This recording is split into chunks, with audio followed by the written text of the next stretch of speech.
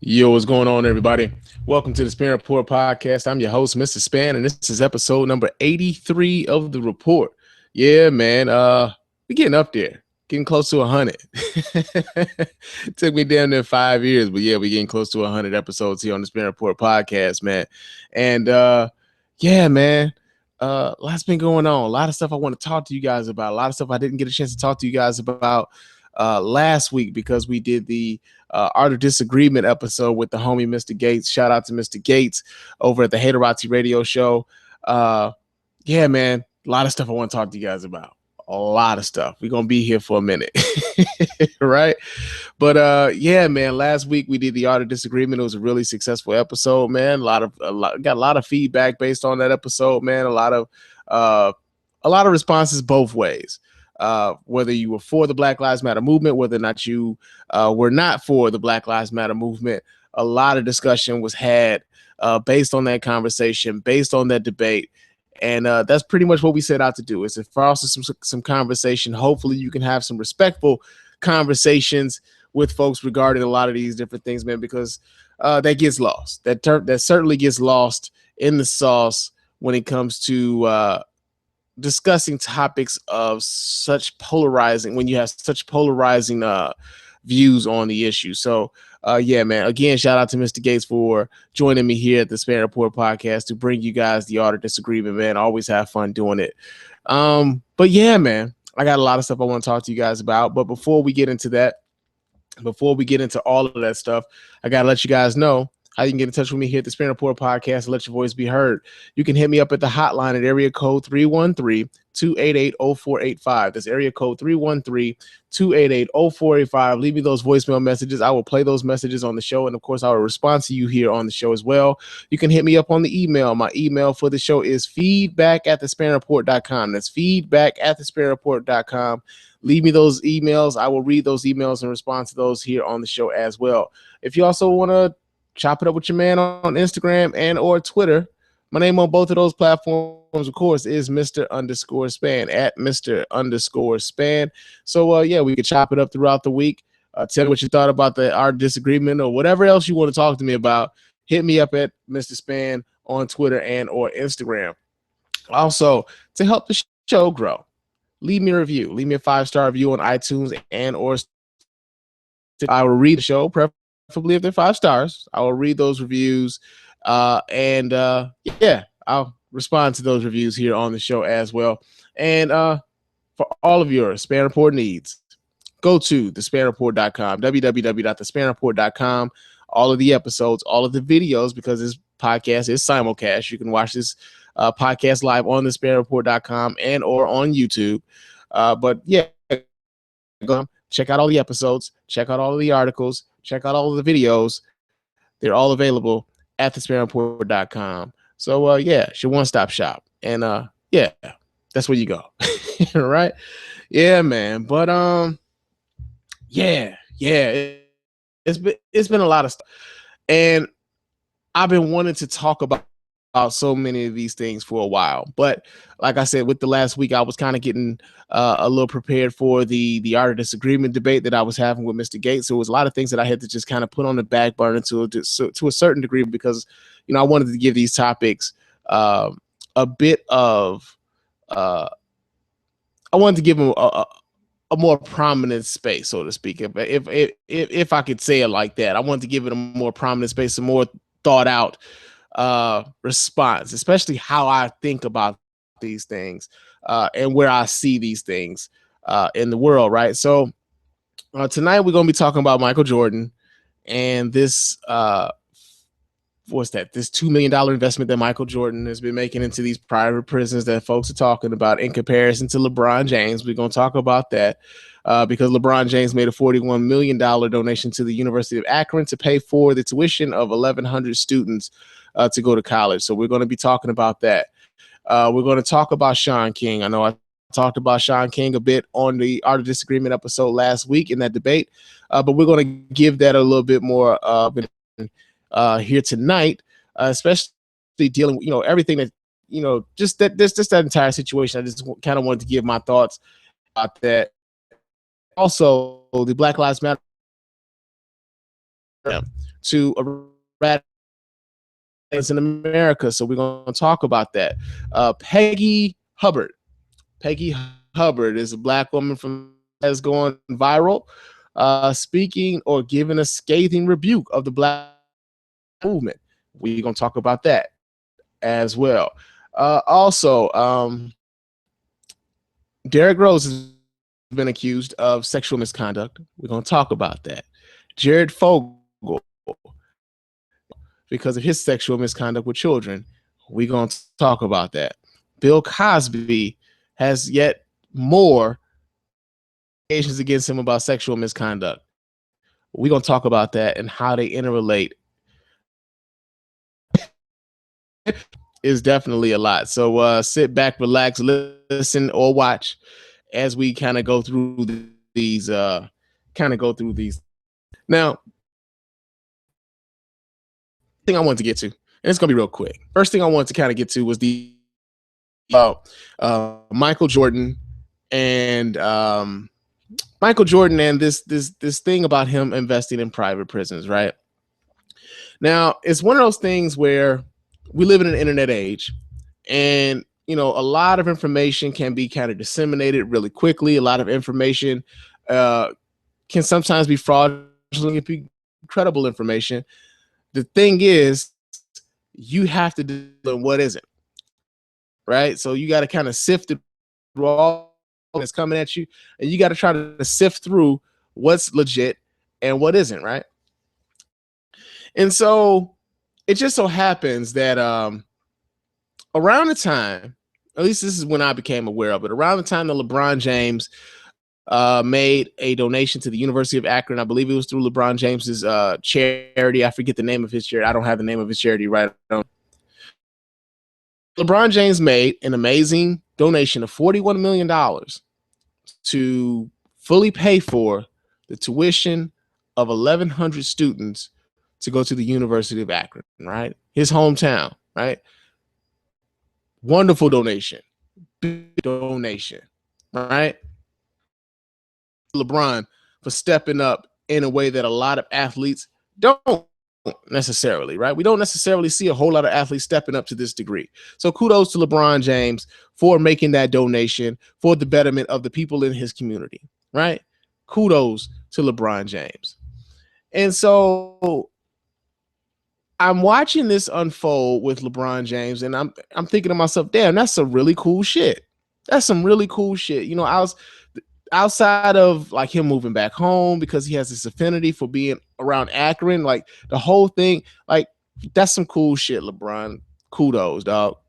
And for whatever reason, we've gotten to a point with LeBron James and Michael Jordan that everything between these two guys has to be a competition, right? Even the charitable giving has to be a competition.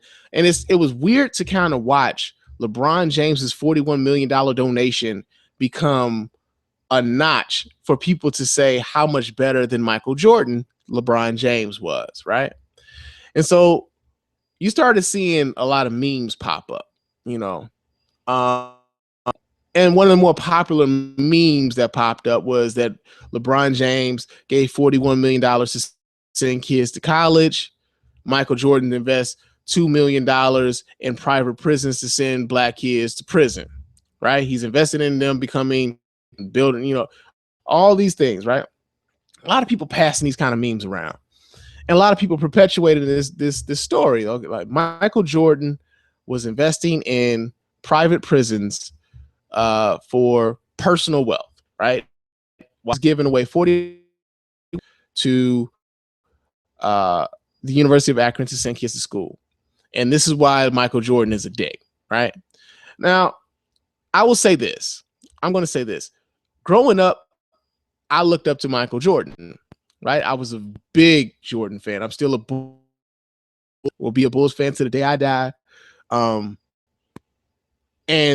the 90s were some of the greatest years, put it out there, because my team won 6 championships in the 90s, right? So it was like, yeah, that was my squad. That is still my squad. Michael Jordan was the best player, in my opinion, to ever do it. And LeBron James is creeping up on that, right? So to a large degree, some people would say, well, damn, Spann, that kind of leaves you a bit biased in your assessment. Here's the thing, though. As Michael Jordan has gotten older, and as Michael Jordan no longer necessarily has the carefully crafted image that, like, especially after that Hall of Fame, the Hall of Fame acceptance speech that he gave to begin to see kind of a dick in person, right? You had that whole chameleon story, like he was mad that Michael Jordan didn't want to take a picture with him. He was like, yeah, Michael Jordan said he don't want to take no picture with no niggas. And he just, like a lot of folks took that to saying he didn't want to take pictures with black people, when really it probably could have meant he didn't want to take pictures with another dude. He's in a club to take pictures with women. Who knows, right? How they wanted to, though, right? That Michael Jordan doesn't like black people. Michael Jordan is paying for people to go to, he's invested in these prisons so that, in locking up black people, like all of these things, these stories have been gaining traction to a certain segment of the American population, right? These sort of stories have been gaining traction. So it was just weird to me to find out, or to watch LeBron James's donation to this school, Michael Jordan, and what Michael Jordan was or was not doing, right? And so I got to wondering, like, okay, Michael Jordan has been famous for, I mean, you think about it, since 1982. So, and that was NCAA 2, pretty much like damn near a household name, going on 30 years. Long time, right? There's been a lot of things that Michael Jordan has done that doesn't get the public accolades, right? And that's what happens with a lot of times with professional athletes. To a large degree, a lot of these dudes, well, I don't know exactly the percentage, I'm gonna just say that, but there are a lot of these guys who make these donations, and they do so privately. They don't want the public fanfare. They don't want everybody in their business. They don't want everybody to know how much money they're giving away, how much money they're making, even though a lot of folks can figure that out. But they do everything pretty much discreetly, everybody in their business. And at the end of the day, what they're really off after is not the accolades for donating, and not the accolades for people patting them on the back like, man, you're such a great guy, because they're in a genuine position to help people, and they just do it, right? And so, yeah, there have been some very public Michael Jordan has made. You can think about the $5 million donation that he in high school in Chicago. You get $1 million a year disperses to teachers every year for teacher funding. My high school in Chicago, was also partially funded by the Michael Jordan Foundation. I didn't go to a regular public school when I was in Chicago, but that school was partially funded by funds from the Michael Jordan Foundation. Michael Jordan was just in Chicago. He just wanted a settlement. I think it was Dominic's, used his name and his likeness to put out coupons or whatever, and he just won an $8.9 million settlement. And that $8.9 million, he says, is going to be donated to Chicago area charities. There's a $2 million in Girls Club in Chicago that he donated to, on top of another $5 million from his teammates. There are a lot of different things done publicly and behind the scenes. I mean, you think about in the Ronald McDonald House, a lot of different things. It's kind of weird to me to see so many people, all of the things that Michael Jordan did.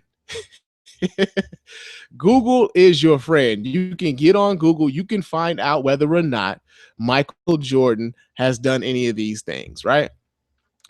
So going back into the whole kind of struck, if Michael Jordan was investing in private prisons, like, one, how does that information become public? Like, how does one just kind of all of a sudden figure out that, hey, Michael Jordan is investing in private prisons? Two, everybody's 401k is investing in. And if you're on top of your 401k to the point where you know exactly what each of the funds and the bonds and the stocks that are in their 401k and what they're going to and what and how that's being allocated. Because some of us may actually be investing in private prisons too without our knowledge. Right? Now, that's not to excuse it, but I'm just saying that that's something that could be happening without our knowledge, and we're pointing a finger, right? Then I got to do some digging on my own, right? Because one of the things that I started figuring, I wanted to know was because the only place I saw this Michael Jordan investing in private prisons thing was on memes. I didn't see anywhere reputable. Reputable. That's the key word here. Reputable. Where this story was being perpetuated, right? So I go in, I type in Google, I say Michael Jordan, private prisons, and I see an article from the Urban Intellectuals on a Facebook group. And then I saw like answers.com. Did Michael Jordan invest in private prisons? Where some random dude just says no, you know, like little stuff like that. But then I started doing some more digging, and I found out that there was a financial, a chief administrative officer in the state of Oregon who was also named Michael Jordan. Michael J. Jordan, as a matter of fact. And he had just stepped down from his position from corruption charges. This Michael J. Jordan was also involved in prison funding in the state of Oregon. Right? White guy, pasty white guy. I'm sorry. That was wrong. That was wrong. My bad. It was a white dude. It was a bureaucrat from the state of Oregon, and he had just stepped down from his position for corruption, right? And because his name is Michael J. Jordan, and Michael Jordan's name is Michael Jeffrey Jordan as well, I could see how people could make that connection. But what I can't necessarily forgive is how people don't do their due diligence and try to figure out, is this true or not? Because I had people, every time I saw that meme, I was asking folks, okay, like, I'm with you, but where can we verify this Michael Jordan investing in private prison thing? And I was getting crickets. Nobody could tell me shit. Nobody could actually back up anything. They were just posting this meme. Boom. It's out there. Michael Jordan invested in private prisons. Fuck him. And then he got the Jordan store opening up in Chicago. What's that doing for Chicago? It's like, yo, your teacher is probably getting his money from Michael Jordan Foundation and you don't even know it. Right? And it was just funny to see how quickly and how thoroughly folks run with shit simply because it was on a meme. I call it meme university because it's a lot of meme university motherfuckers out here. That everybody get their information off of these damn memes, and nobody does any verification. Nobody does any background checking. Nobody does a goddamn thing. These memes are their source of information. So for my own sake, I decided to look into it, figured out that it was Michael J. Jordan of Oregon, the former chief administrative officer for the state, who also was involved in who was also involved in the scandal in Oregon, who had to step down from his position, who was involved in prison oversight in Oregon. So yeah, there's that. But the thing of it is, out of all of this, I did all this talking about Michael Jordan. It totally takes away from that $41 million donation that LeBron James made to those kids in Akron and to that school to help them better their lives. And to try to make this a competition between them is, and not even just like to take it away from the basketball front, because we can have that debate. I'm open for that debate. But when we start talking about, well, this man is doing this and this man is doing that, especially on a social level, on a philanthropic level, and we're trying to philanthropist Michael Jordan or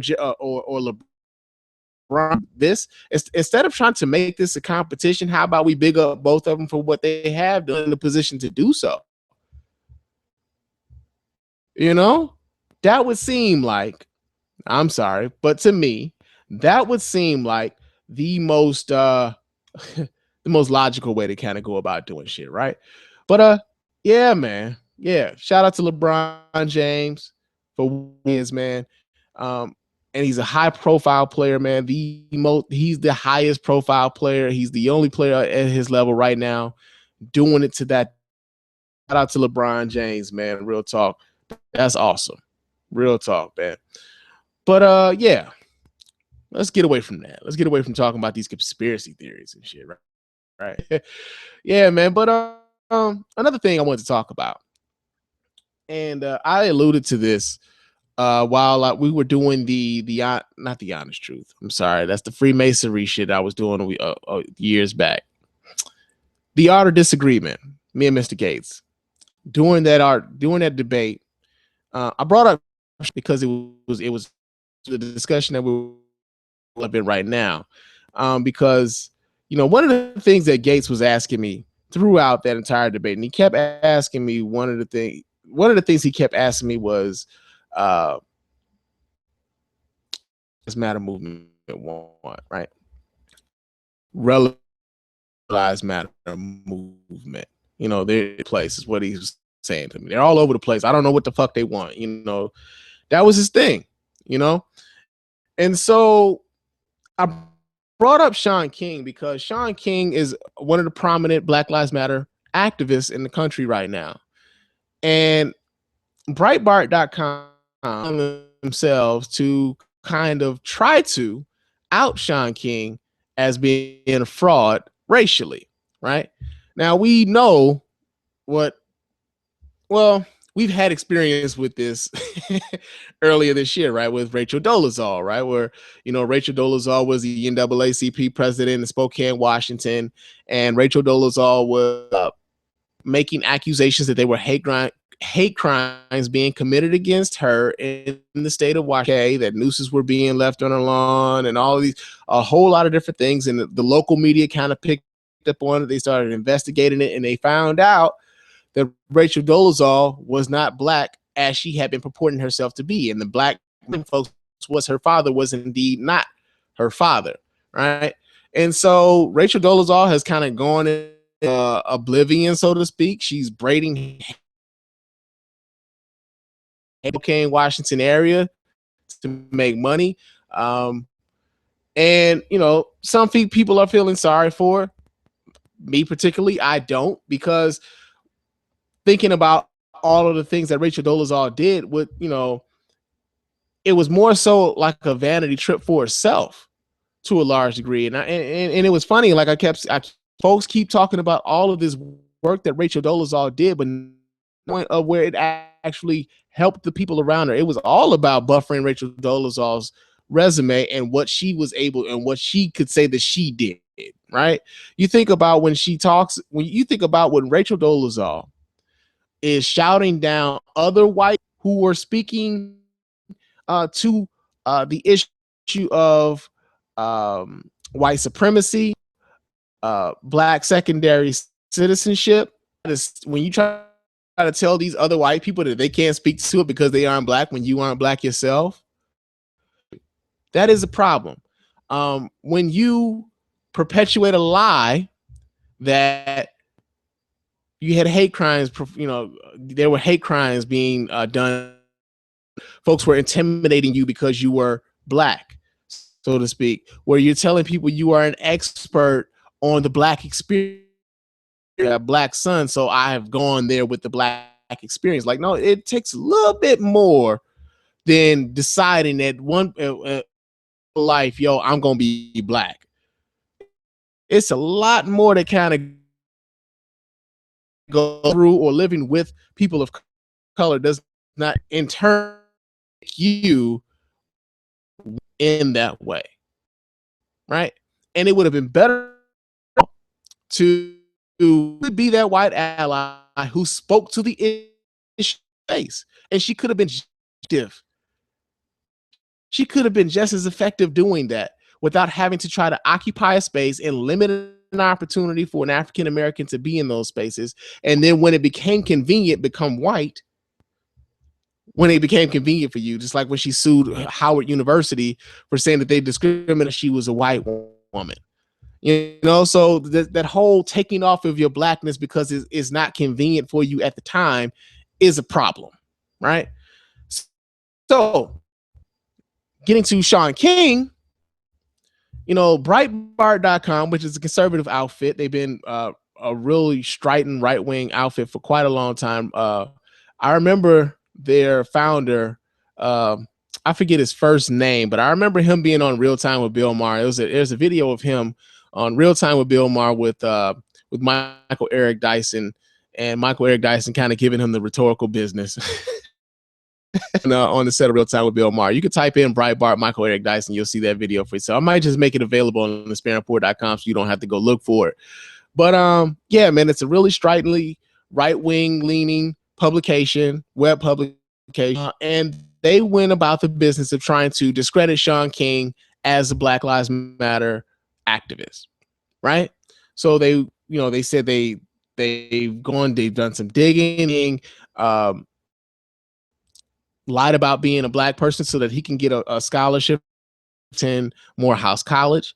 They said that Shaun King lied about being beaten at school. This was in Kentucky, so they said he jumped in school as a hate crime because he wasn't Black, as he has been purporting himself to be. This is what Breitbart is alleging, right?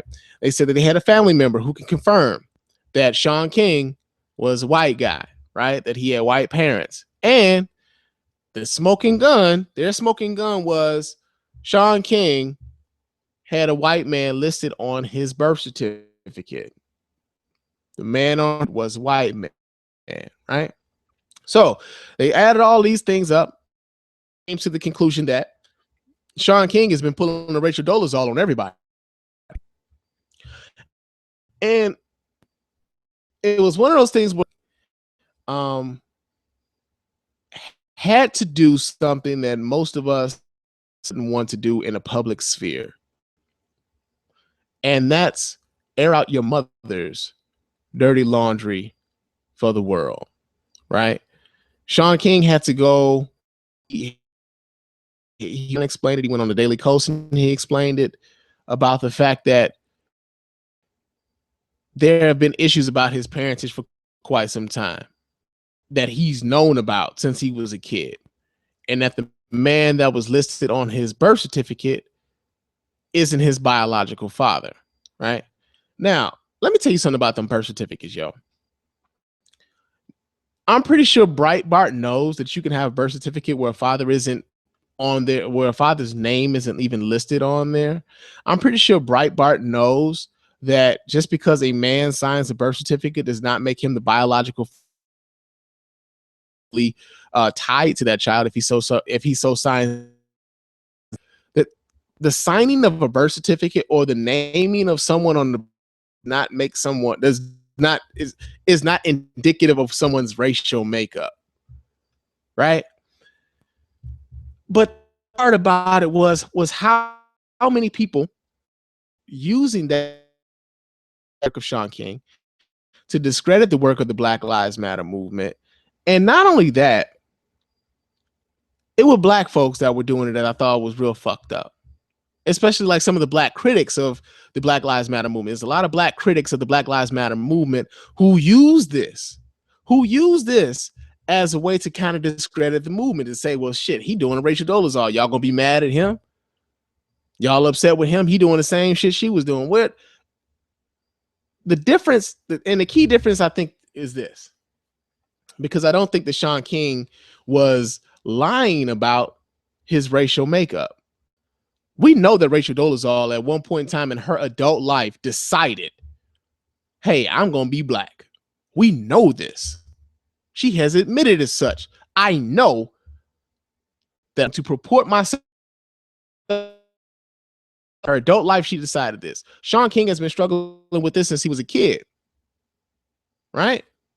He's had family members. He's had his wife. He's had other people come forward to say these things that he talked about before actually happen in the way that he said that they happen, right? Shaun King that my mother, the name on my birth certificate is not my biological father. He had to out his mom's extramarital affair. That's none of our fucking business. That was nobody's business, really. But Breitbart, to their, I guess credit, put that out there to where he had to come forward and say, this is is. I have not been falsely I haven't been purporting myself to be somebody that I'm not. I haven't made a concerted effort to purport myself to be somebody that I am not in the way that Rachel Dolezal did, right? And then, like I said, it was disheartening to see so many black people, so many people who are being, who the Black Lives Matter for. Let's not get this fucked up. The Black Lives Matter movement is also fighting for people like the people who are denigrating people like Shaun King. So that was interesting. That was interesting. But one of the things that really got my gears kind of going, and even like after the debate that I had with Mr. Gates, right? One of the things I kind of was thinking about was like, he kept asking, well, he kept saying things like they're not going to be relevant in a year, and what do they want, and all of these things. I say, well, you know what? And I'm thinking about this as things are coming down the pike, and I'm wondering to myself, well, if the Black Lives Matter effect was not affecting those who are who could possibly be negatively affected by the progress of the Black Lives Matter movement, why would they go to this extreme? Discredit the movement, to discredit those who are active within the movement, they're not pulling any punches when it comes to trying to silence this Black Lives Matter movement. If it's not being effective, then why would they even go through this trouble? Why do it if it's not being effective? I don't understand that, right? I don't understand that. To go so far as to start trying to delegitimize some of the more prominent members of the movement if they aren't effective. We have to neutralize this threat, right? That's what they're trying to do. They have to neutralize the threat. This is a threat to our way of life. We have to neutralize it. This is one of the people. We saw this with COINTELPRO back in the 60s and the 70s, and how they disintegrated the Black Panther Party. How they got in, they infiltrated the system, they infiltrated the program, they infiltrated the Black Panthers, and they divide and conquer. We spread misinformation and disintegrate this entire movement. And for some of those who would consider themselves conspiracy theorists, I can't see why the fuck y'all couldn't see that. If you're a real conspiracy theorist, you thinking that, George Soros is funding the Black Lives Matter movement when George Soros's own lobbying firm is saying that we don't have anything to do with this shit. But the only source that you can find that George Soros is funding this are conservative websites, in the same way that you can see that the Koch brothers are funding shit, and you only see that on left-leaning sites or left-leaning publications. It's the same thing. It's the same thing. So I guess the thing that I was more so just kind of like disappointed in was like so many like people of color who just kind of hopped on that. Story and not even recognizing what the source was for that story. In the same way that the George Soros is funding the Black Lives Matter movement was an exclusive for the Washington Times, and then mainstream picked that up and folks are starting to like kind of run with it. Breitbart put that out into the atmosphere. Folks started to run with it to a point where Shaun King had to tell the world that his mother was cheating on the man who was supposed to be his father, and that the man on his birth certificate isn't his biological father. I think that was real fucked up. I think it was real fucked up. And what's even more was after Shaun King made, kind of put the revelation out that the man on his birth certificate is not his biological father, and all of that, right? There was a political action committee, the Black Conservative Fund was a political action committee. They decided they said that they would donate $25,000 to the Black Lives Matter movement if Shaun King could produce the man who he thinks is his father and do a DNA test. That's not our fucking business. It's not our fucking business who his man's daddy is. And if you really wanted to donate $25,000 to the Black Lives Matter movement, you could still just do that. You could still just do that. Why does it take this man trying to humiliate his mother for the public's consumption for you to decide if you wanted to give $25,000 to a campaign that's fighting for people who look just like you? Makes no sense to me. Makes no sense to me. And it was real fucked up, man. So yeah, man, that's going on, right? That's going on. Then let's see. Well, another thing, and this kind of goes like it's gonna be a lot of art of disagreement references tonight, I guess, because we were talking about the Black Lives Matter movement, and there's so much things going on with the Black Lives Matter movement. But over the course of time, the Black Lives Matter movement and Campaign Zero released a 10-point program to combat and eradicate police violence and police brutality across the country, right? And so, as a part of that campaign, hold on, let me see if I can pull this up here. All right, as part of that campaign, they released 10 points that they wanted to address. Point 1 was to end broken windows policing. Point 2 was to was community oversight over the police departments. Point 3 was limit the use of force that police officers are able to use. Point 4 was to independently investigate and prosecute police misconduct. Number 5 was community representation.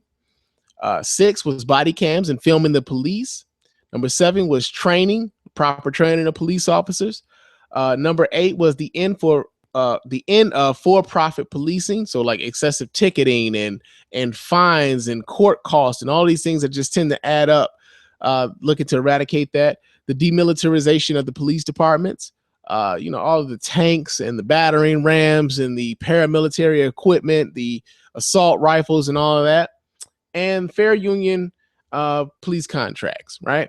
It's a 10-point program. You can go to joincampaignzero.org /vision to go check that out, right? And I remember speaking to my homie, Mr. Gates, on the Art of Disagreement, and he kept asking, what is it that they want?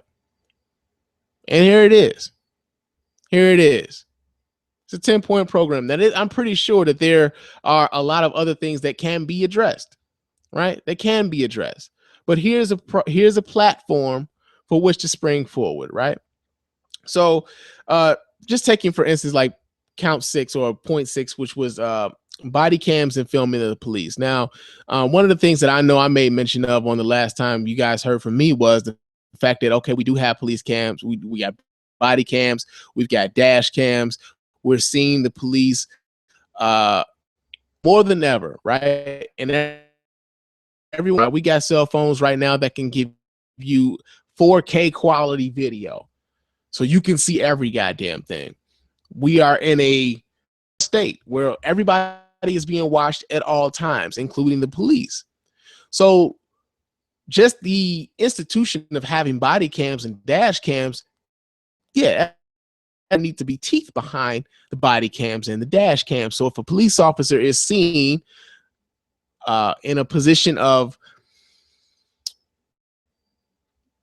misusing his authority, if a police officer is seen as misusing his authority, then they can't just go to a grand jury, and the grand jury who's accountable to no one. A grand jury who's accountable to no one to make a decision that A, we're going to indict, or B, we're not going to indict. And by and large, police officers don't get indicted. The accountability is what's being asked for. So I believe it was the state of California not too long ago who just kind of switched that up a bit by, instead of, if there's an incident where the police are seen to have been misusing their authority, where that case doesn't go to a grand jury, that case is then sent to the county prosecutor. Now, the prosecutor is someone who's accountable to the citizens in which they serve. Those are elected positions. So if you have a county prosecutor who is accountable to the people in which they serve, if he wants to keep that job, he better keep those accountable on the police force, right? But then that kind of brings it back to us. We have to educate ourselves as to what these prosecutors are doing, what their stance are on certain issues, how often they go after police misconduct, things like that.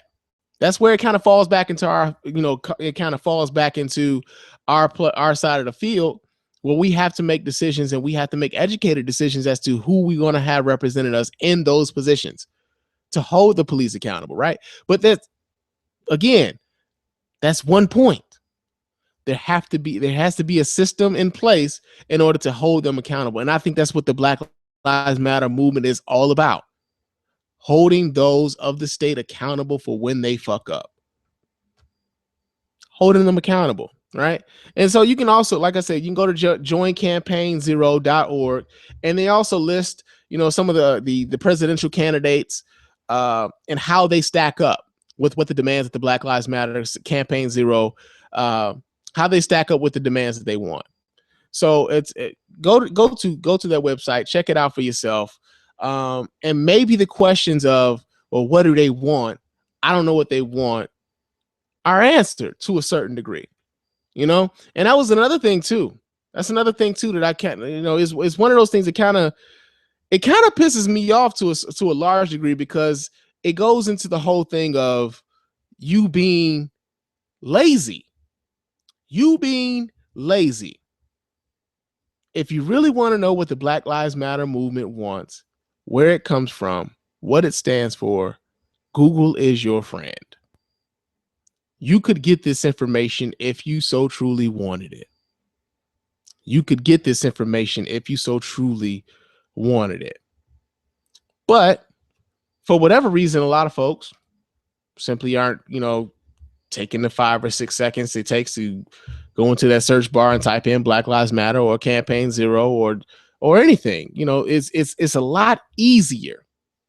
It's a lot easier to sit around and talk about what they aren't doing, right? And here's another thing that I just gotta say this shit. I just gotta say it.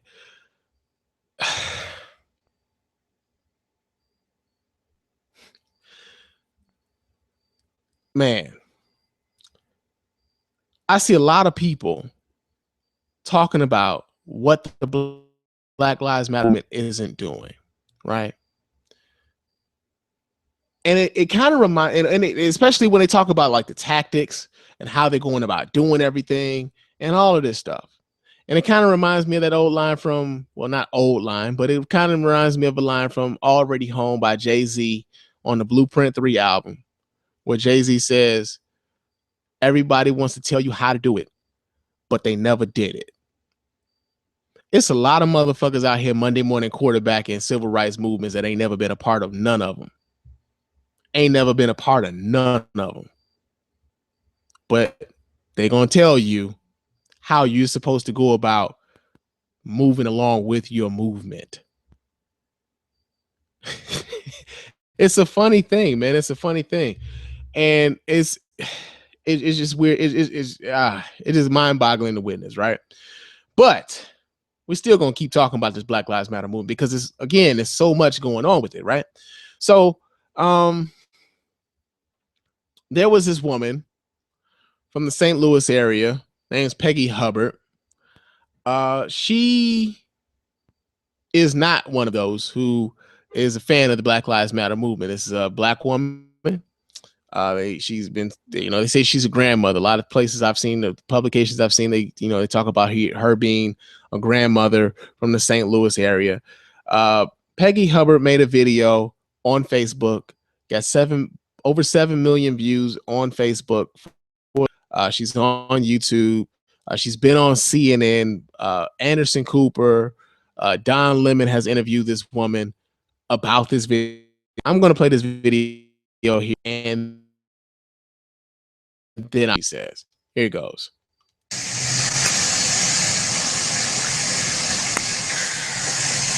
Hi, I'm Peggy Hubbard.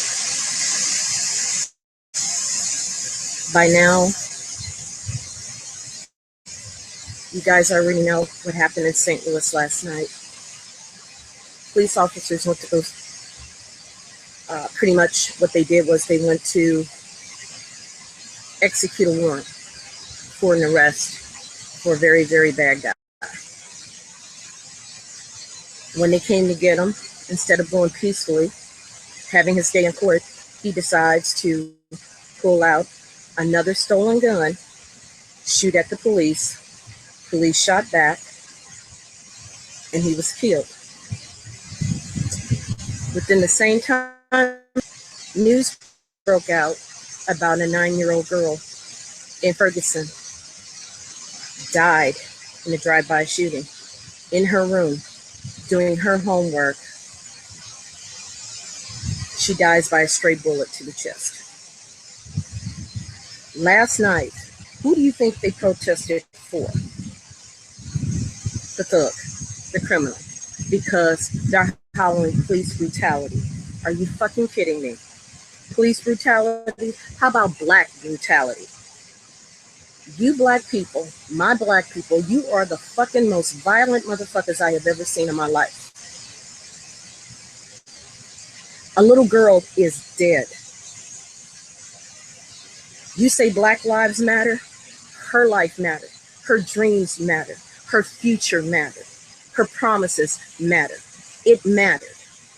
Yet you trifling motherfuckers are out there tearing up the neighborhood I grew up in.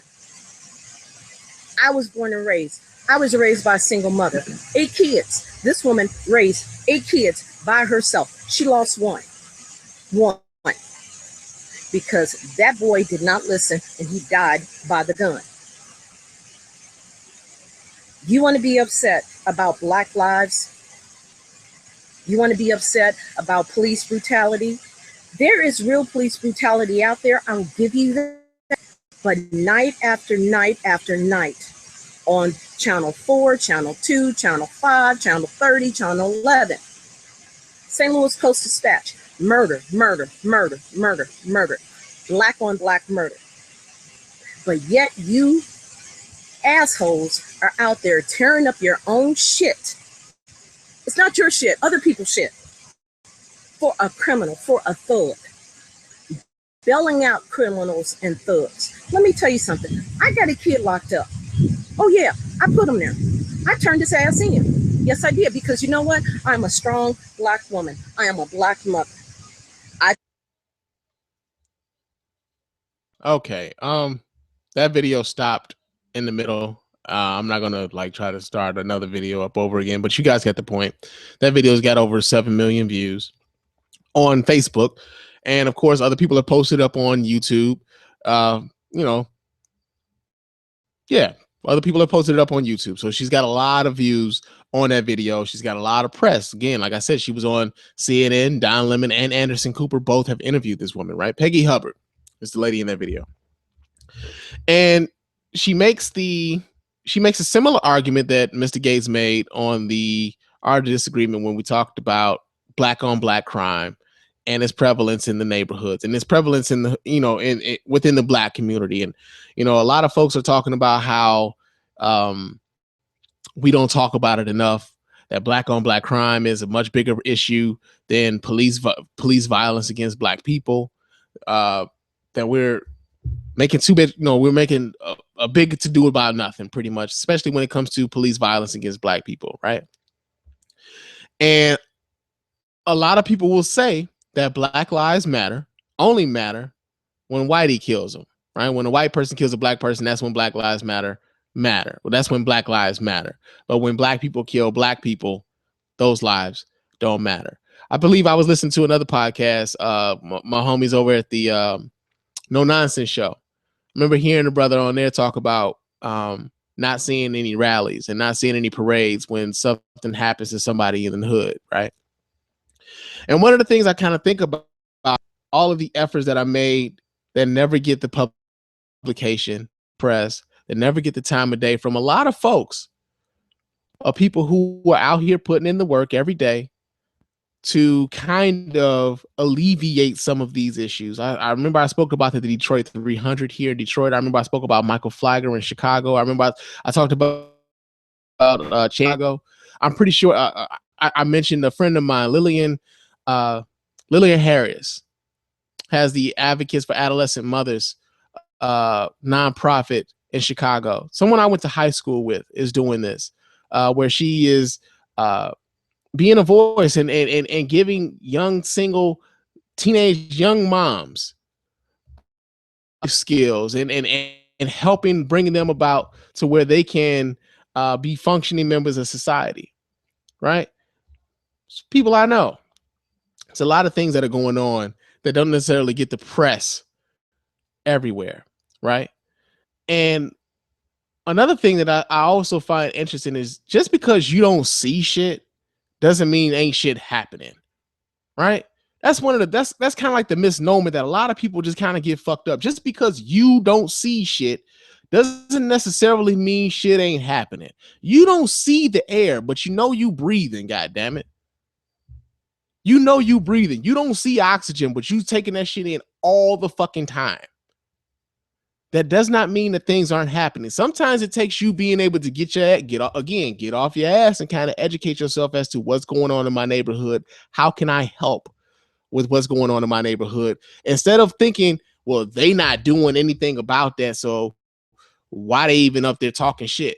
And another thing that really kind of grinds my gears is that if you believe that the Black Lives Matter movement, excuse me, damn, this root beer, this hard root beer is kind of off the chain. But if you believe that the Black Lives Matter movement isn't addressing this a certain issue, there is absolutely nothing stopping you from addressing that issue yourself and getting other like-minded people with you to issue, not only in conjunction with, you can do this in conjunction with or in addition to the Black Lives Matter movement. It doesn't have to be either or, right? If you believe that there's something that the Black Lives Matter movement is missing that needs to be addressed within these communities, then you can get off your ass and do this shit. You can do that, but it's a lot easier to sit down and say they not doing that right. It's a whole lot easier to do that. Everybody can Monday morning quarterback some shit. But what skin have you put into the game? Other than sitting on your computer, talking shit to those who are participating and actively putting their lives on the line when they go up and protest against the police, who are gunning people down, who are hitting people with rubber bullets, who are tear gassing people, who are locking folks up for exercising their First Amendment rights, their right to peacefully assembly. We saw this last year in Ferguson. They just had a judge in Ferguson or in the St. Louis area vacate a lot of those warrants that were let out that were put down around that time. Vacated a lot of them. The Justice Department has already come out with findings talking about how the township of Ferguson was funding the city on fines from the police department, ticketing people for minor shit.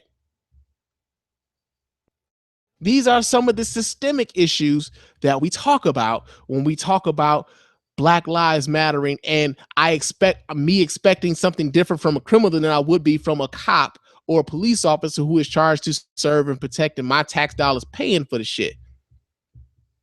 Right? I pay this dude's salary.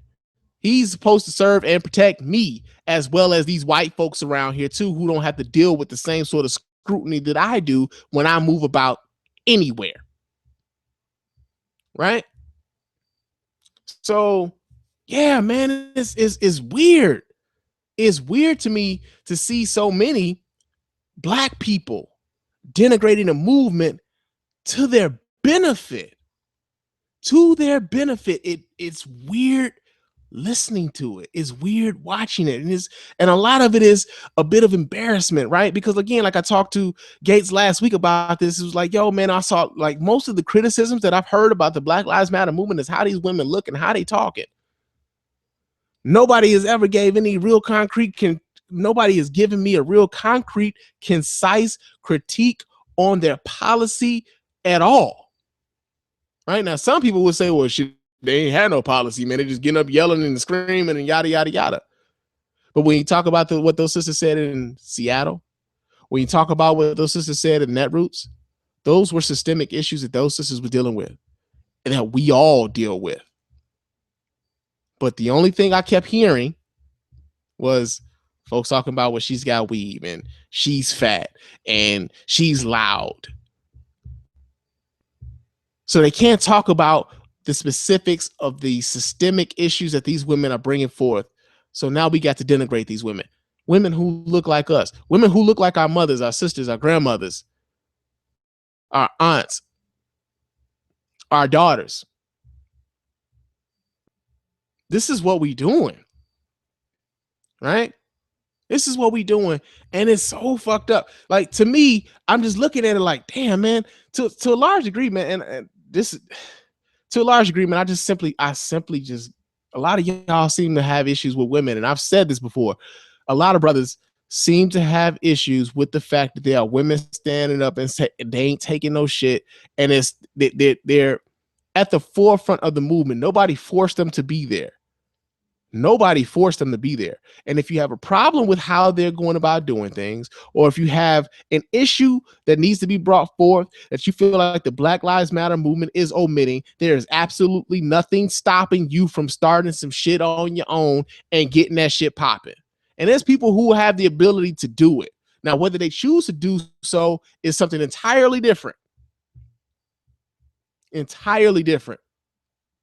But it's a lot of cats out here, man, that for whatever reason feel like it's in their better interest to just kind of sit up and talk shit about them.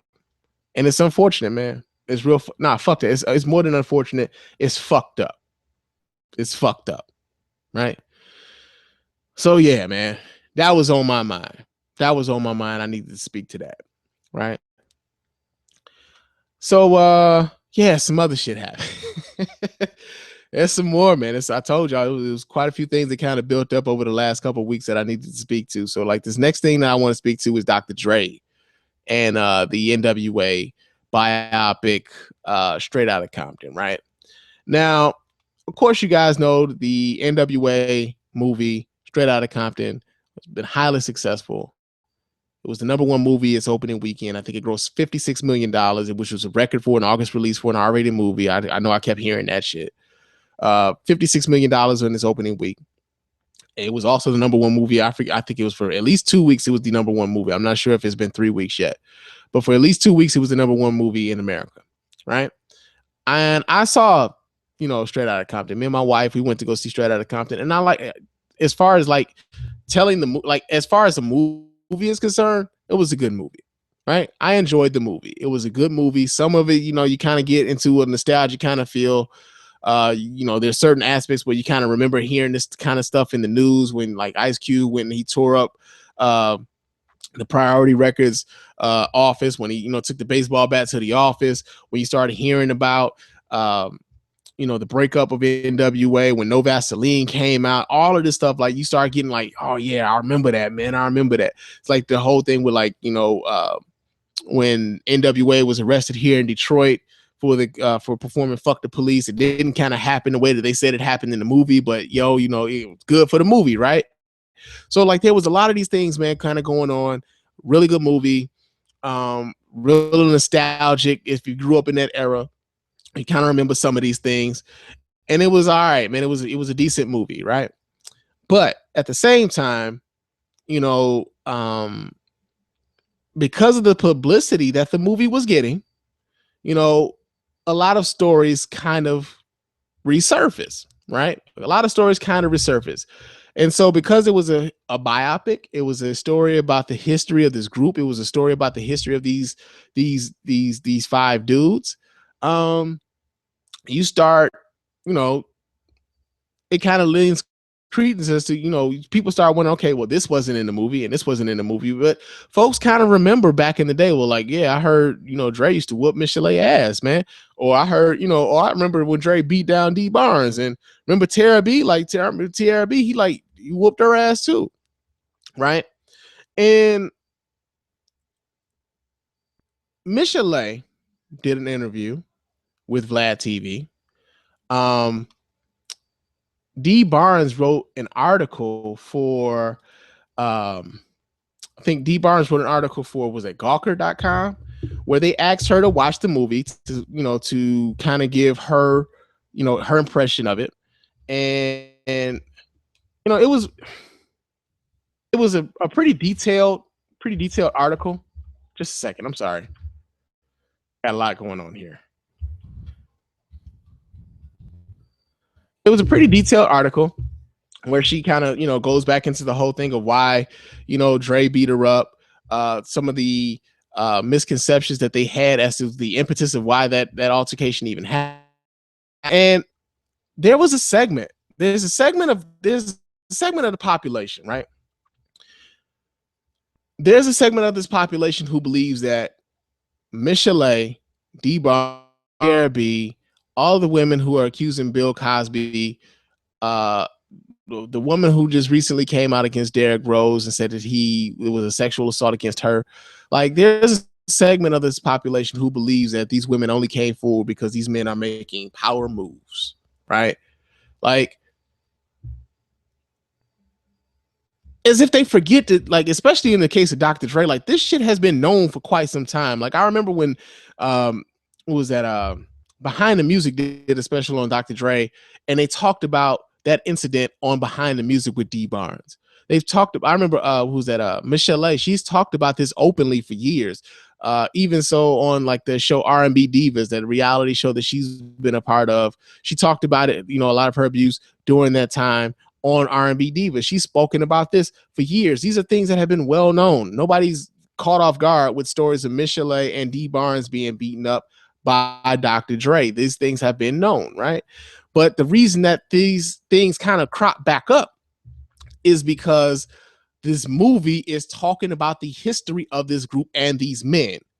These women were a part of the history of, right? Let's just put that out there. Let's make it plain. These women and his altercations with them were a part of the history of Dr. Dre, right? So Michelle went on to she went on to Vlad TV. Vlad TV did an interview with her, and they asked her about her being in the movie, or her not being in the movie, Straight Outta Compton. And she had this to say. Just a second. Have you seen the NWA movie? I haven't. I didn't even want to get the script, but I heard I wasn't in it. So you're not in it? I was told that. Oh, okay. Which, okay, so you didn't want to be in that movie. No, that's Cube's version of his life. NWA is, well, isn't Dr. Dre is awesome? Yeah. I mean, because if they thought I was just a quiet girlfriend who go down and shut up. All right. Now, that was the truth that she saw, right? I mean, she lived that. Let's not say that was the truth that she saw it. She lived that, right? So, to a certain degree, like even in this interview, she's saying she didn't want to be in the movie. Why would I be in that movie? Like, why would Dre put me in that movie? I was nobody to a certain degree to them. All I was the girl who got beat up and told to shut up and sit down. Like, this was common knowledge for a lot of folks for a long time, right? Even D Barnes, that incident that she had with Dr. Dre, where she had the interview with NWA, and then she did an interview with Cube, and then Cube said something to NWA, and then her producers decided they wanted to put that part of it in it, and Dre sees her the next time and goes ham, right? So we get to the part, we get to this part where, like, I'm having conversations with folks. A lot of people, like, dudes, are having issues with the fact that these women are coming forth telling their stories. Like, why is she saying this now? Why they always wait till a brother doing something good and then they want to come out with this bullshit, right? These are old stories, right? And it's one of those things where, get it like this, right? And I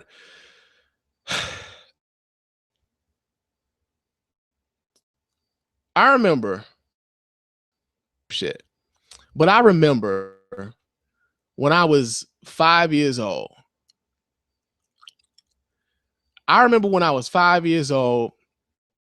And my had beaten up my mom, right? I remember my mother not coming home that night. I remember my uncle taking me over to my grandmother's house, me and my brother. And I remember me and my brother having to stay with grandma for a few days, right? And I remember going to the hospital with my grandmother to go pick my mom up. And I didn't recognize her.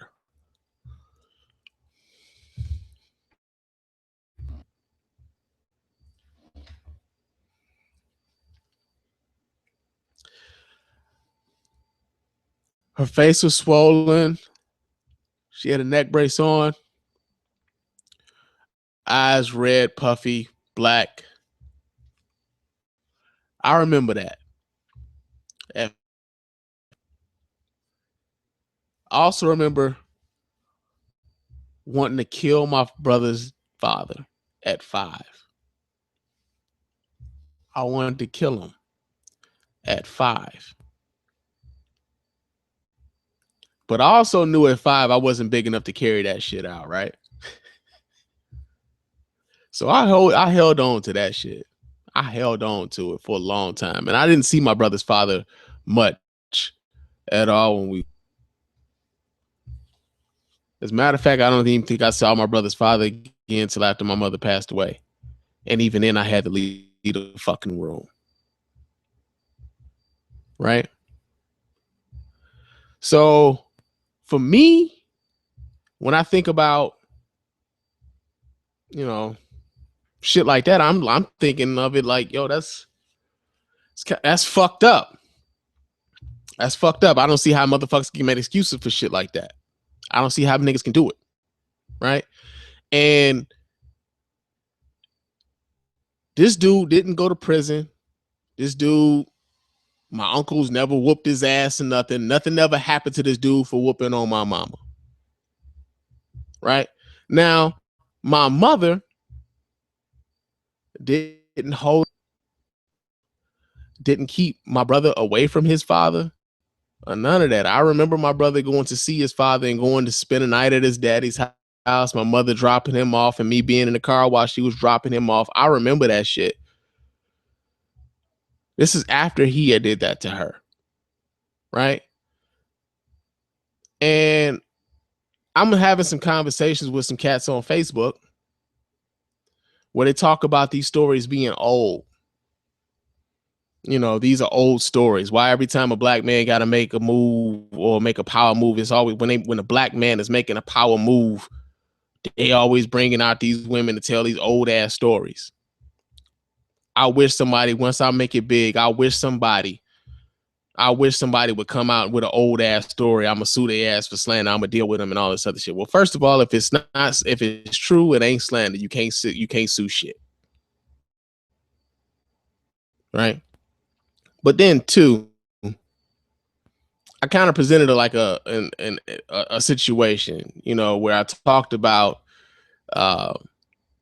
say for instance, if your mother had been raped by a man and she hadn't told you about this until after you were grown and nothing had ever happened to this dude, consider that just an old story.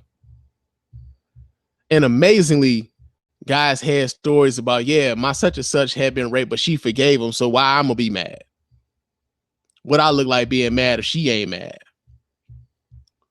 Well, my mother wasn't mad at my brother's father.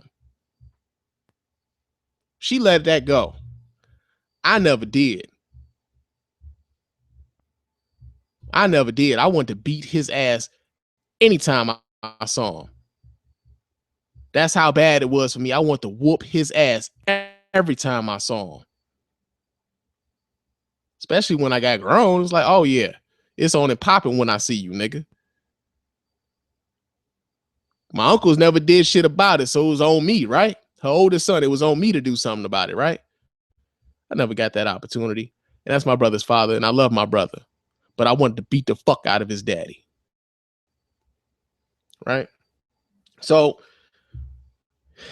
having conversations with dudes about domestic violence and rape and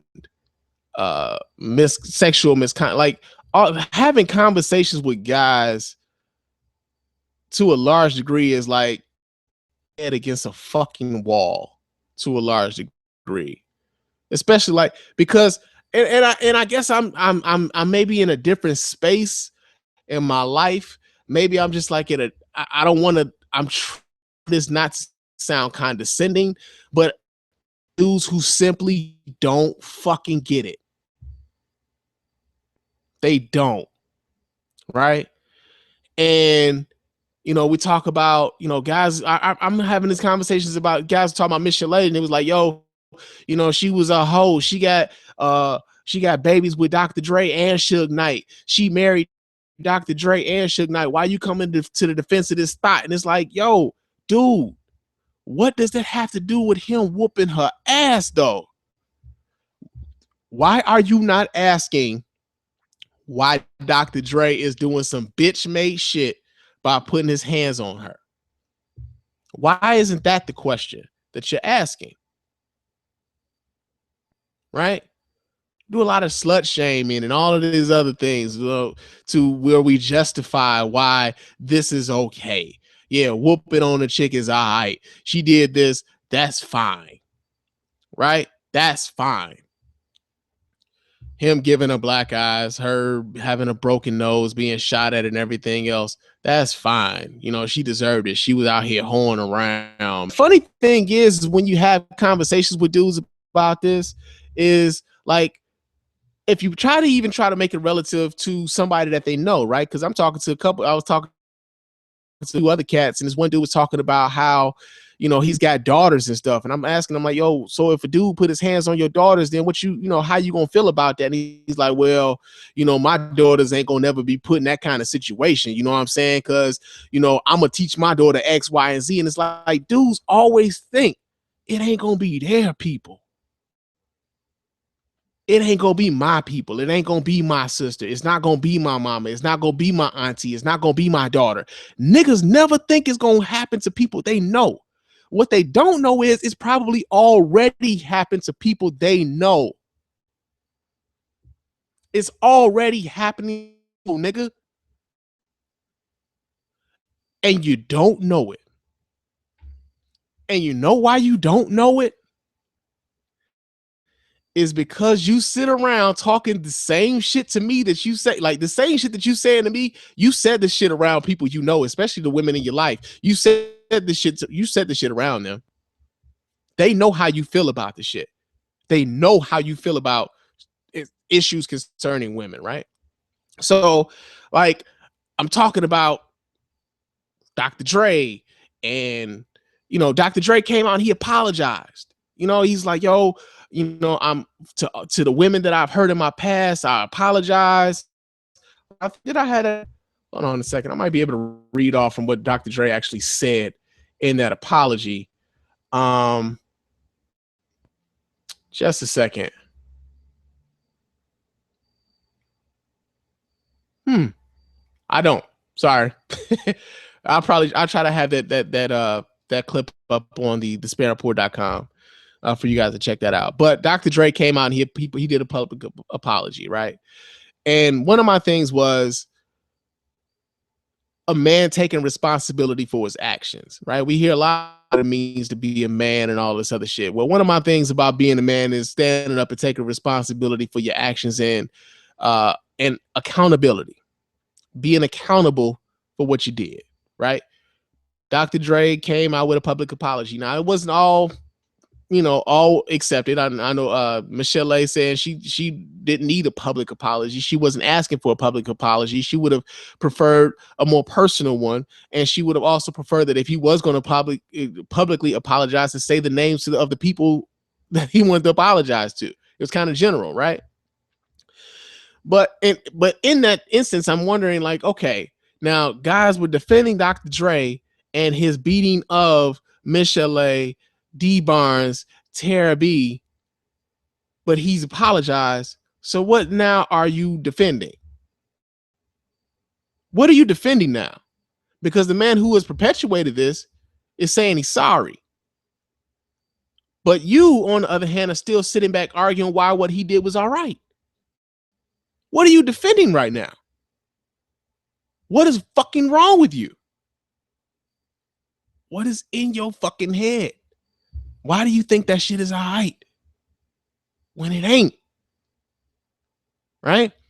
So that's going on. You know, Dr. Dre apologized. You got these stories coming back up about Dr. Dre, you know, beating women, and you know, guys are worried about whether or not it is when black men are making power moves. Nobody, you know, all these stories start coming out, right? We can talk about Bill Cosby. Segue to Bill Cosby real quick, because Bill Cosby has just had a couple other people come out and say that he also sexually assaulted them. Numbers damn near up to 50 now, right? But I start seeing a lot of memes. These damn memes, man, and you niggas in this meme university, y'all need to stop.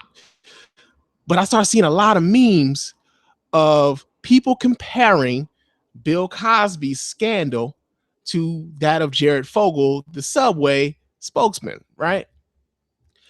And people are starting to say that Jared Fogle isn't being subjected to the same ridicule that Bill Cosby has been, right?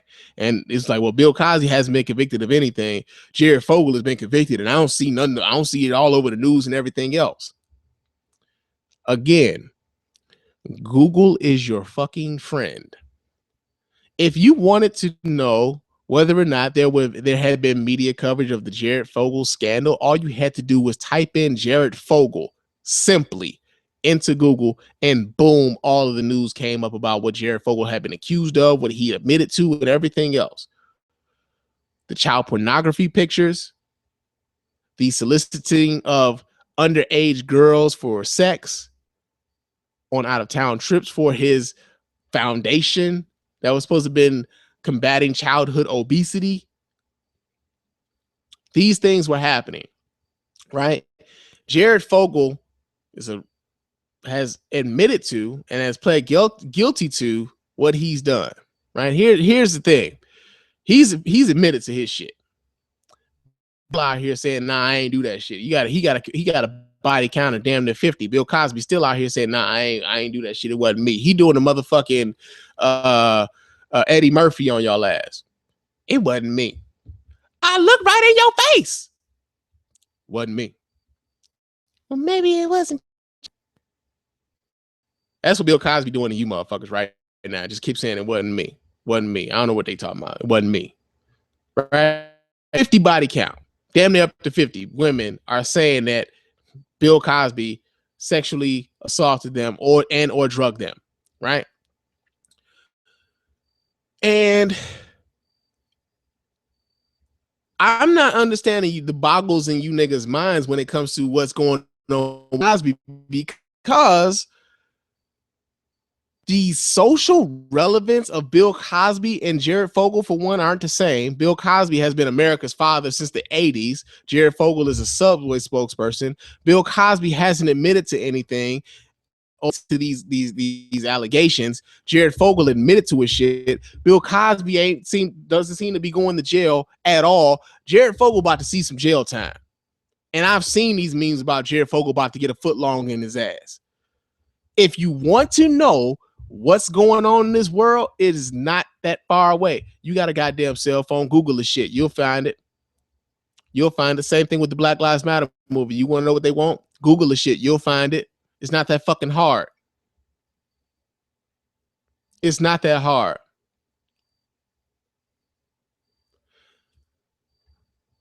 But for whatever reason, folks were looking at Jared as if this is somehow a conspiracy to denigrate this black man making power moves. It's about this black man making power. There's a lot of misguided racial solidarity. They start defending motherfuckers for doing fucked up shit simply because they black, man. That's dumb as shit. That is dumb as fuck. And that kind of leads into Derrick Rose to a certain degree, right?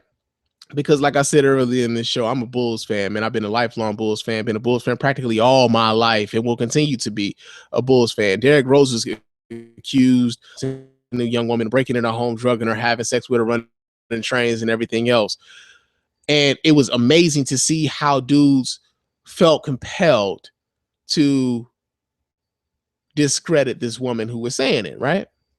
Like immediately they was like, yo, I don't believe that shit. Nope, not Derrick, man, not Derrick. People were making jokes about his knees being fucked up. He couldn't do it because his knees is fucked up, like all sorts of shit. But people went on the offensive. Like I had guys, people I know, man, who were talking about, yo, man, they should let this woman's name out. Like, why does his name get thrown in the mud, but we don't get to know her name? Why? One, why? What are you going to do with that? What is so imperative? Why is it so imperative that you know her name? Two, the reason that her name is not known is to keep motherfuckers like you from going to attack her in certain ways, whether that be harassing her on social media, whether that be calling her phone incessantly, whether that be showing up at her house and threatening her and threatening her physical harm or whatever else. There's a reason why victims are protected and their names aren't publicized. There's a reason for that, right? And one of the things that I said on my Facebook when I first got word of Derrick Rose being accused of sexual assault was, I hope that he didn't do it, right? I hope he didn't do it. But what you won't see me do is get on any platform and denigrate that woman or cape for Derrick Rose in some misguided notion of racial solidarity. In much the same way that cats are caping for Bill Cosby, in much the same way that cats are caping for Derrick Rose right now. We have this knee-jerk reaction, especially when it comes to, like, I guess, prominent black men. We have this knee-jerk reaction to, like, yo, this is all about money. Why was she, you know, it's always something, right? We can always say that these women are somehow illicit or notorious or a shade to try to justify what we've just heard. We got to do it, like, for whatever reason. Is just this I don't know what to call it. I don't know what to call it. It's this sickness where we feel like we have to defend these dudes' honor, when at the end of the day, they could very well be pieces of shit. In the same way that R. Kelly was a piece of shit.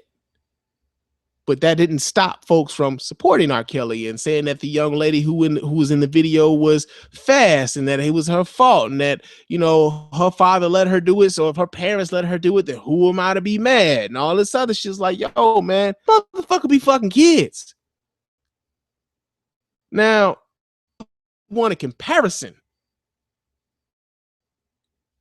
That would be your and R. Kelly. Now, some of these same motherfuckers that are mad at Jared not getting the same or the supposed same sort of scrutiny about Bill Cosby, where was your outrage about R. Kelly while you still bumping TP2? Where was that? It's disingenuous, man. It's disingenuous to sit up and talk about whether or not Jared is getting the same sort of scrutiny as Bill Cosby. Is like, yo, for one, when you say anything like that, I kind of know that you ain't been watching the news. You don't follow the news very a lot of your information from Facebook. You get a lot of your information from these goddamn memes. You get a lot of your information from these damn Facebook groups, and ain't nobody got a credible source around them at all. Ain't nobody picked up their phone and said, hey, I wonder what's in the news today. Let me see. Jared Fogle. Oh, shit. He admitted to it. Oh shit, he could be facing damn near 30 years in prison. What the fuck is Bill Cosby facing other than people looking at him sideways right now? I mean, really, that's pretty much where it is right now. Like, a lot of these women's statute of limitations have run and they can't do anything but tell their stories. but tell their stories. When it comes to the stories being old, hey, that story may be old, but if nobody's been held accountable for shit, then that old story still rings true, and it still rings thoroughly for a lot of people. If your uncle or your you got motherfuckers in the hood all day long talking about some, man, hell, Kendrick Lamar said your uncle killed you killed my cousin back in 94. Fuck your truce. That was 21 years ago. We gonna talk about how old that was? Because that's relevant to you, right? That's relevant to you. You feel something about that. Somebody killed somebody you love. You feel something about that. So it's relevant to you, and you get that visceral reaction to where you want to do something about it. Right?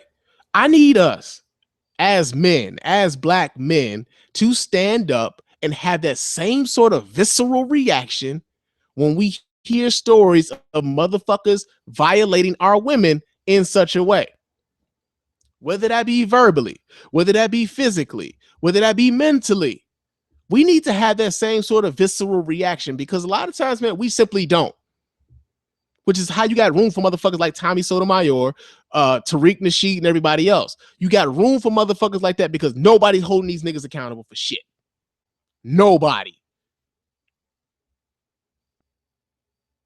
Nobody's holding them accountable for a motherfucking thing. And they can sit up all day long and talk shit about black women. They can sit up all day long and talk shit about the Black Lives Matter movement.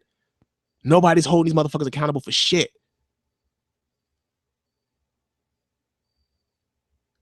We need to have that same sort of visceral reaction when it comes to our women. We need to take the fucking blinders off when it comes to issues dealing with our women. Right? Malcolm X said this a long time ago. He said black women were some of the most unprotected women in America. That shit still holds true today, man. It still holds true today. And to a large degree, we got dudes who look like us who are perpetuating the same victimization of the black woman daily, all the time. Whether that be denigrating them on social media, whether that be shouting them down when they are raising their voices on behalf of us, whether that be trying to make a mockery of black women any chance you get, making YouTube videos about them, and your whole existence is about that. Whether that be whether that be denigrating the people actually putting the work in on the ground, and the only time you show up is to sell your fucking DVD.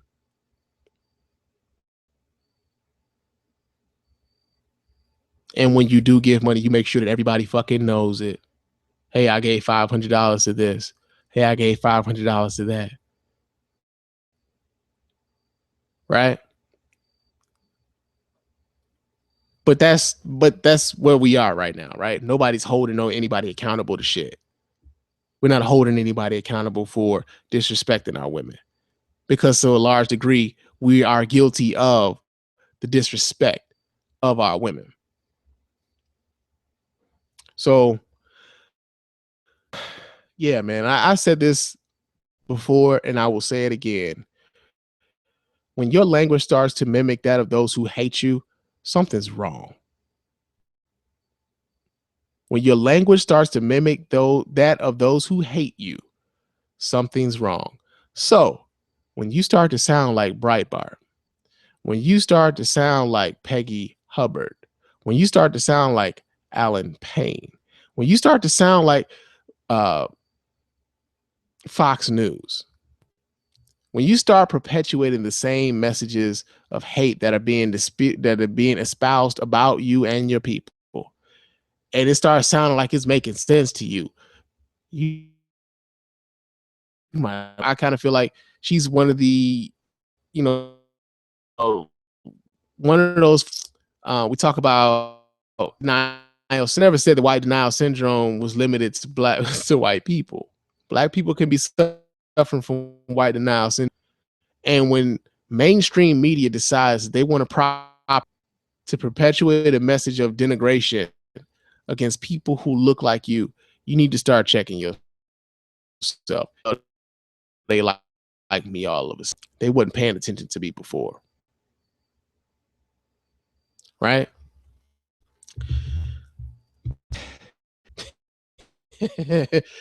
Yeah, that was all of that, man. But it's time for the listener feedback portion of the show. I got a lot of it. Well, a lot of it stemmed from the debate that we had from the art of this. I'm gonna pull up some of the YouTube comments that were made on that video. Just let me pull this up.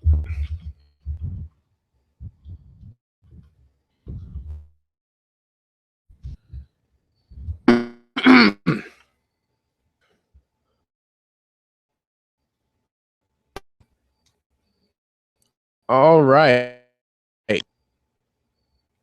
And yeah, there's quite a few. We got 21 comments on here. Some of these are discussions amongst folks. So I'm not going to read all of the comments anymore, just pretty much conversations people were having amongst each other. But one of the comments was, how Land committed suicide. I think we were talking about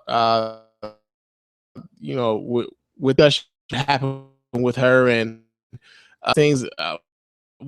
One of was why would she commit suicide in that manner for whatever reason when she has so much right? Like, why would she do that? And it had to be something more like somebody had the money to get out. I think it had to be a whole hell of a lot in that for somebody to commit suicide over. Right? For this was that rip them up TV comments that says Black Lives Matter is all over the place, and that's problematic. There's no with proposals. I think that once this agenda becomes properly articulated, then and only then will we see some action. Well, can do and when you think about Bernie Sanders and Martin O'Malley both releasing their their law enforcement initiatives as it concerns Black lives, and a lot of what they're saying are mimicking the things that Black Lives Matter trumpeting for quite some time. That didn't happen by accident. So I think a lot of folks becoming aware and they happening. They can see these things if they so choose to, right? Because a lot of people not to, and for whatever reason, things are happening, man. Yeah. Let's see. Johnny 8109 deemed this video an instant classic. So appreciate you. Also wrote in that I have a poor Jewish friend. Gates was talking about the Jewish people and how they have economic empowerment, and we've never met a poor Jew. I actually know 3 of them, and Marcel wrote into the comments and said that he actually does have a poor Jewish friend. Let's see. Scott writes in. This is the homie Scotty Digital said Gates looks like Stu Scott and Jay-Z banged and had a retarded love child. Oh shit, he just roasted on my nigga. All right. Let's see. Brandon writes in to say that this is an excellent debate both you gentlemen had. I learned a lot from both points of view and was greatly innovated by it. Motivated, brother. I can't wait for the next TAOD, the Art of Disagreement. All right, much love, Brandon. Appreciate you. Trag writes in and say, look at y'all 2 losers. Fuck you, nigga. Fuck you, man. Let's see. Scotty Digital writes in again and say, I want to know who the 2 people that thumbs down this video. I wonder if they actually watched. This was good. Yeah, 2 people actually thumbed down the video. I don't know why. Well, actually, it's been 3 so far. So, oh well. Let's see. Dahone one says Gates wins this by a flawless victory. I disagree, but whatever. Let's see. Marcel White writes in and say, white people have always feared black people.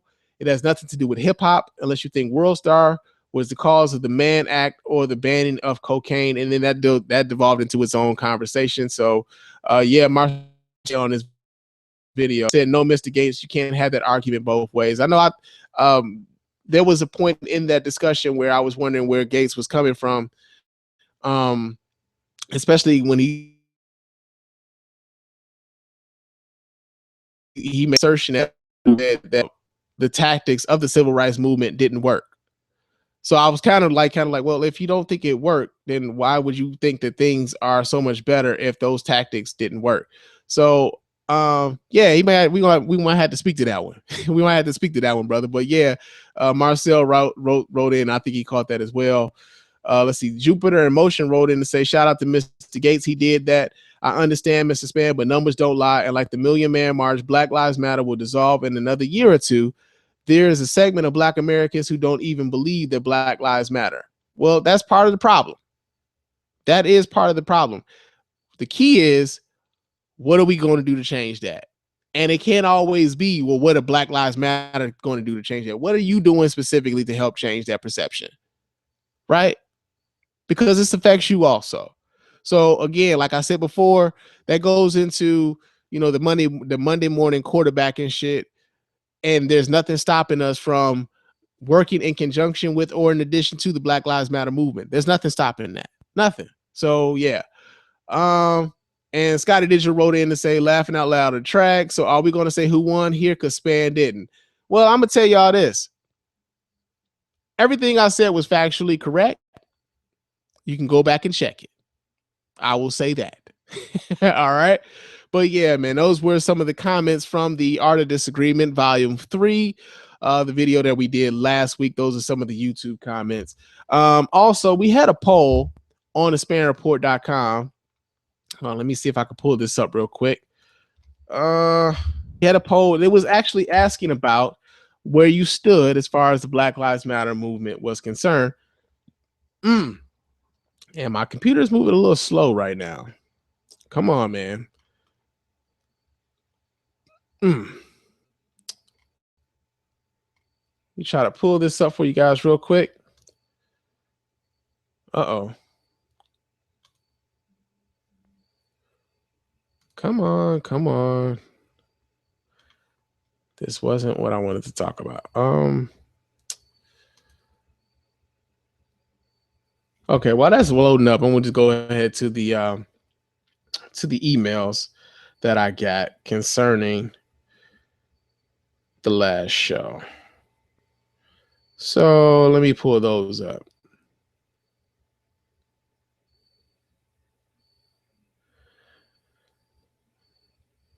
All right. Taiwan writes in to say, I've been listening from day one. Shout out to Mr. Gates. Also, congratulations on the wedding. I'm sure the bride is beautiful, and I hope that it lasts a lifetime. Well, thank you, brother. And I hope your daughter accepts her as a new mother.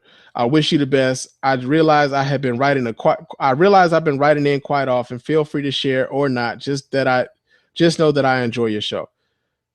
Well, thank you, Taiwan. Thank you for writing in, man. And yeah, man, they get along well, man. And I'm very much appreciative of that. And I do hope this lasts for a really, really, really long time. And I like I said, man, I do appreciate you continually to write in. Don't worry about writing in too much or whatever. Trust me, man, feedback is important when you're doing this podcast thing, right? So yeah, man, much love. And I appreciate you writing in, Taiwan. Thank you. And I hope to hear from you again soon, brother. Real talk. There was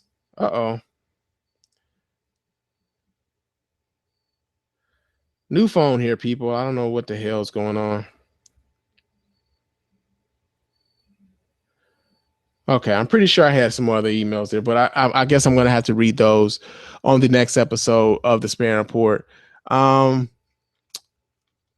Okay, we're gonna get to that Art of Disagreement poll. And on the Art of Disagreement poll that we had last week, the question was, do you think that the Black Lives Matter movement has been effective in the fight against systemic racism? Yes, It has brought attention to tragic incidents involving Black people and police. No, they're just a bunch of rabble rousers making a whole lot of noise. And let's go to the results.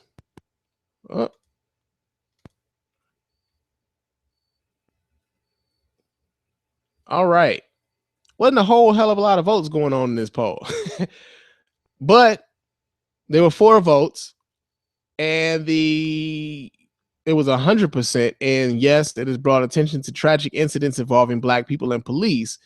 Nobody voted to say that no, they're just a bunch of rabble rousers making a whole lot of noise.